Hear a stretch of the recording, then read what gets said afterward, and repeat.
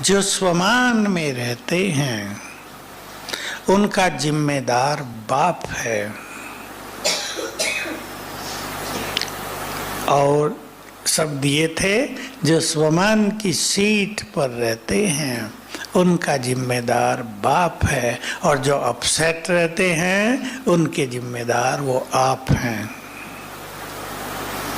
अब हम जिम्मेदारी संभालेंगे या भगवान को देंगे? तो किसकी लेगा वो जिम्मेदारी? जो बोलो, जो पीछे वालों ने सुना या सुन के ऊपर से जा रहा है? स्वमान हमारे चित्त को शांत कर देता है। स्वमान के लिए एक और अच्छी बात ध्यान दें, जो बच्चे स्वमान में रहते हैं ज्ञान सूर्य की किरणें उनके लिए छत्र छाया है। देखो ऐसे अभ्यास कर लेंगे, मेरे साथ साथ करना। मैं मास्टर सर्वशक्तिवान हूँ, करो संकल्प सभी, नहीं मन में, मन में। मैं मास्टर सर्वशक्तिवान हूँ, शिव शक्ति हूँ।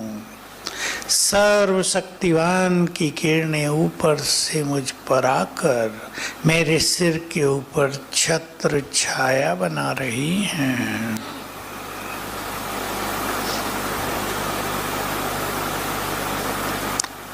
सहज योग हो जाएगा, बिल्कुल इजी। जिनका योग नहीं लगता, मैं 2 पिलर पर और आ रहा हूं, जिनका योग नहीं लगता, एक ही कारण होता है, मन बहुत भटकता है। मैं छोटी सी विधि बता रहा हूं, 3 दिन करके देख लेना। संकल्प कर लो, मुझे आज, घर जाके करना, मुझे आज सारा दिन 100 बार याद करना है मैं आत्मा हूँ, ये मेरा शरीर है। इतना ही बस, ज़्यादा कुछ नहीं। 3 दिन कर लेना अभ्यास।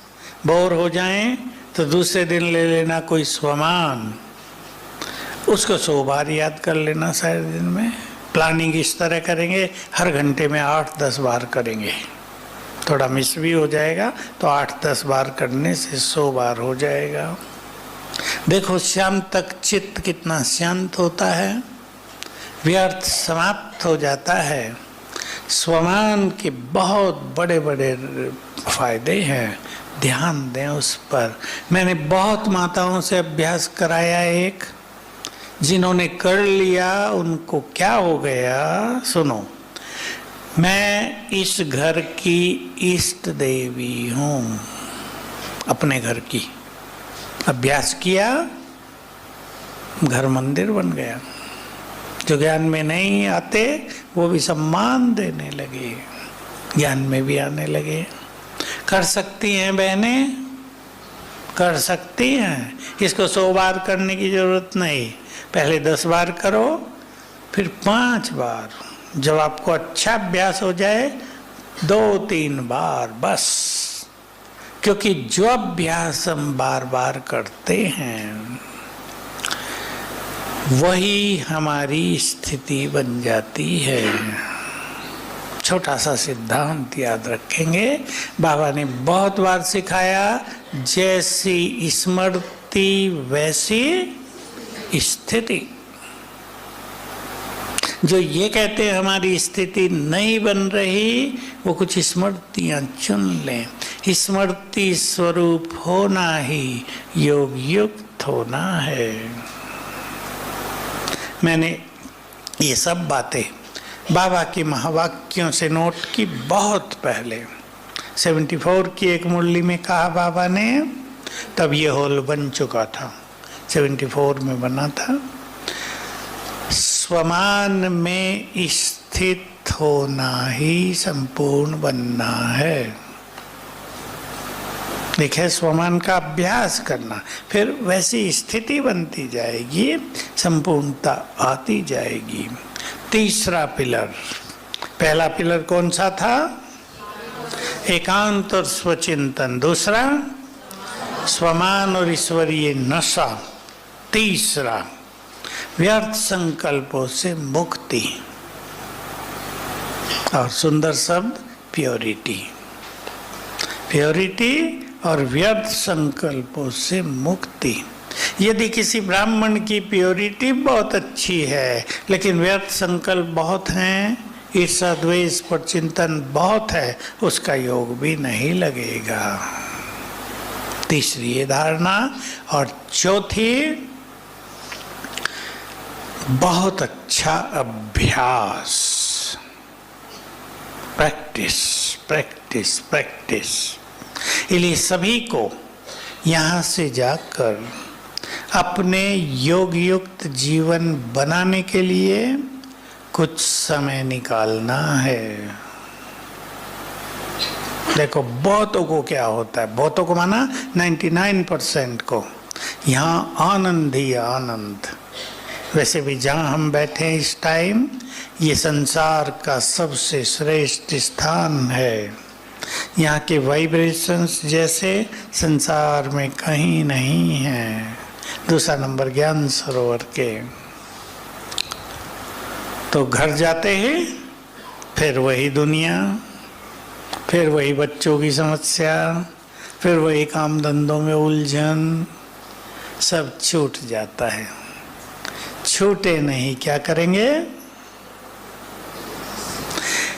यहां से प्लान बना कर जाओ, जाकर ये करेंगे। प्लान ऐसा बनाना जो किया जा सके, ऐसा ना बना देना जो 2 ही दिन चले।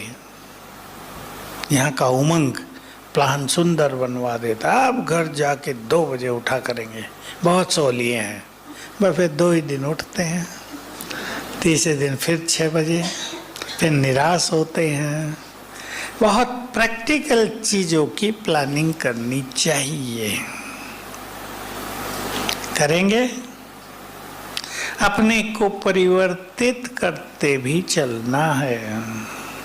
ये नहीं योग तो बहुत कर रहे हैं, लेकिन जब संपर्क में आते हैं लोगों के तो बोल के द्वारा तीर चलाने लगते हैं।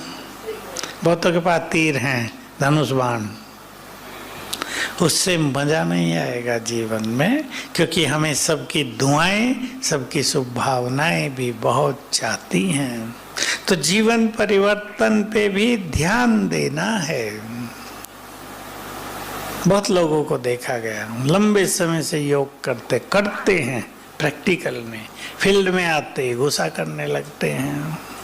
लोग कहते हैं अच्छे ध्यानी बन गए, वो सोचते हैं ध्यान लगाते हैं, ये गुस्सा तो गया नहीं।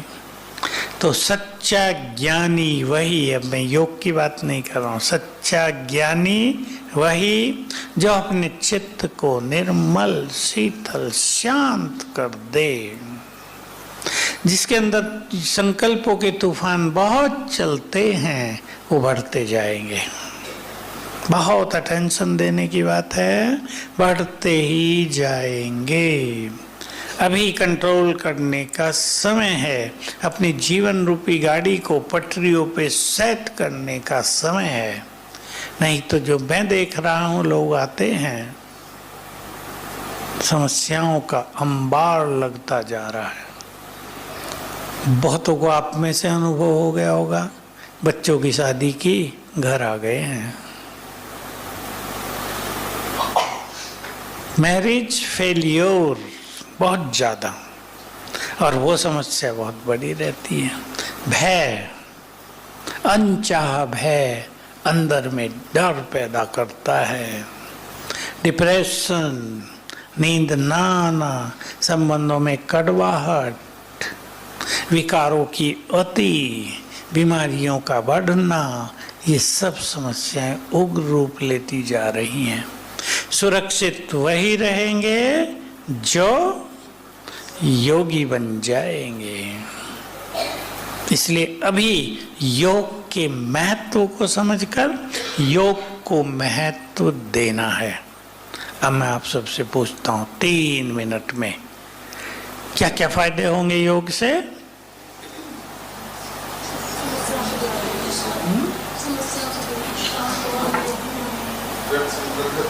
बहुत अच्छा, और बोलो। बहुत अच्छा, आप तो बड़े अच्छे उत्तर दे रहे, ये तो मैं भी नहीं सोचे थे। बोलो। सरल हो जाएगी, बहुत सुंदर।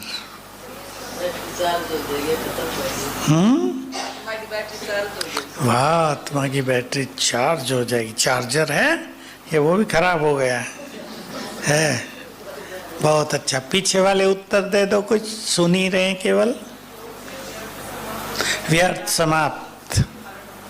खुशी बहुत रहेगी, जीवन भी सरल हो जाएगा और खुशी बहुत रहेगी। कल मैंने एक बात कही थी, कल आप सबको तो देर हो गई थी, लेकिन पीछे पीछे लोग आए, फिर तो मैं वो बात भूल गया। हम लोग को अपना जीवन सहज बनाना है और एक चीज याद रखनी है, हमारे इस जीवन की यात्रा में हमारा साथी बन गया स्वयं भगवान, इसलिए जीवन को सहज बनाना है। वो केवल साथी नहीं बना, बल दे रहा है, गाइडेंस दे रहा है, ये करो ये करो। उसका बल लेकर अगर गाइडेंस पे चलते रहेंगे तो जीवन की यात्रा सहज हो जाएगी। सोमान, अरे बहुत सारे लिखे हुए। YouTube पे आप गहरा चिंतन, गहरी बातें क्लिक करना।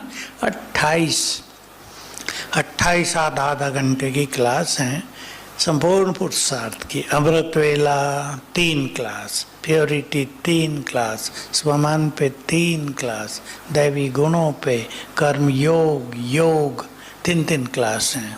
उससे आपको संपूर्ण माल मसाला मिल जाएगा, क्योंकि हर एक की जो समस्याएं होती है अमृत वेले की, अभी वो यहाँ तो डिस्कस नहीं किया जा सकता। हाँ ठीक है, मैं नोट नहीं कराऊंगा, अनुभव करा देता हूँ। नोट तो करते रहना, यहाँ भी लिस्ट है लंबी चौड़ी, लगी है या नहीं मुझे पता नहीं, अभी पहले तो लगी हुई थी बहुत सारे स्वमान। तो हम सभी योग के फायदों को ध्यान रखेंगे, बीमारियों में भी बहुत बल मिलेगा, मनोबल बहुत बढ़ जाएगा, जिसकी बहुत जरूरत है संसार में। हम अपनी शक्तियों को पहचानते जाएंगे, शक्तियों को पहचानेंगे। कईयों को होता है छोटी छोटी बातों में दुखी परेशान, योग अच्छा होगा तो हर बड़ी बात भी छोटी लगने लगेगी। बहुतों को अनुभव होगा इन चीज़ों का, जरूर बाबा अपने बच्चों को अच्छे अच्छे अनुभव कराते हैं, संबंध स्वीट होते जाएंगे। लक्ष्य भी बना लें, हमें अपने संबंधों को स्वीट बनाना है, कुछ चीजों को स्वीकार करना ही पड़ता है, तब जीवन सरल होगा हमारा। अगर हम स्वीकार नहीं करेंगे, मन में क्या चलेगा, ये क्यों हो गया, ऐसा क्यों कर दिया उसने। जैसे मैंने कहा, आजकल मैरिजेज में, शादियों की समस्याएं बहुत उग्र रूप लेती जा रही हैं। आज ही मैं सवेरे घूम रहा था, ठंडी हवा थी बहुत, बाहर सड़क पे एक भाई आ गया, बेचारे ने अपनी समस्या सुनाई, यही शादियों की। अभी 3 ही मास हुए हैं, अलग हो गए। अब कितनी बड़ी समस्या होती है, परिवार वालों को जानते हैं ना सब, समाज की ओर से भी। और लड़की का फौरन डिप्रेशन में आ गई है, बहुत बड़ी समस्या हो जाती है। फिर योग अच्छा होगा, परिस्थितियां नहीं आएंगी, सब नोट कर लो। बीमारियां भी बहुत कम होंगी, सरलता पे बाबा की अच्छी अच्छी बातें आती हैं।